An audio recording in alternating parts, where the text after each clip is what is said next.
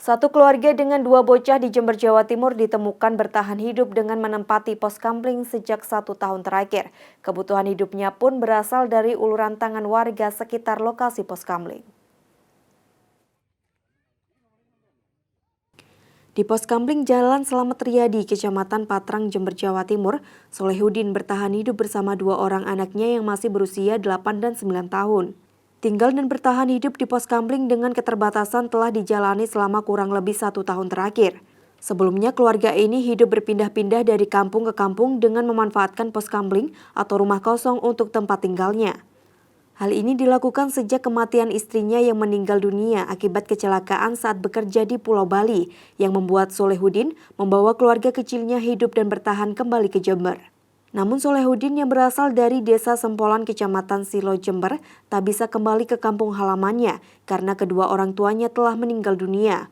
Untuk memenuhi kebutuhan hidup, Solehudin bekerja serabutan dengan upah yang tidak menentu, sehingga kondisi ini membuat kedua anaknya harus berhenti sekolah dan setiap hari hanya beraktivitas di sekitar pos kamling. Sebelumnya tinggal di mana, Pak? Sebelumnya ya saya luntang-lantung juga, kadang dikasih rumah sana karena udah mau dibangun. Ya udah pindah juga lagi. Kemarin ya tidur di rumahnya tetangganya orang, udah gitu nggak enak, ya pindah. Ya akhirnya di sini tidur di sini. Pekerjaannya apa, Pak? Pekerjaannya ya kadang bengkel, kalau ada dipanggil sama temen itu. Kalau nggak ada ya buat layangan, kerja serawutan. Dijual berapa layangan? 1.000 satu. 1.001. Iya. Pak putrinya ini gimana, sekolah enggak ini? Belum masih.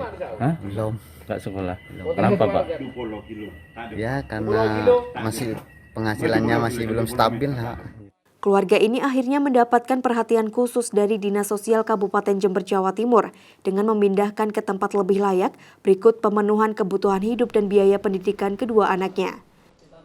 Dan dua orang putrinya ini saat ini sudah dipindahkan ke tempat yang layak, yaitu di salah satu rumah tetangganya yang namanya Pak Slamet. Ini saya pastikan kebutuhan dasarnya tercukupin, baik itu sembako, peralatan mandi, kasur dan sebagainya. Hari ini akan saya luncurkan bantuan itu, minimal kebutuhan dasar Pak Solehudin dan putrinya ini tercukupin oleh pemerintah daerah. Sementara itu, dari data Dinas Sosial Kabupaten Jember, data terpadu kesejahteraan sosial tahun 2021, masih terdapat warga miskin dan tidak mampu di Kabupaten Jember sebanyak 896.000 jiwa dari penduduk 2,5 juta lebih jiwa. Tim Liputan Kompas TV Jember, Jawa Timur.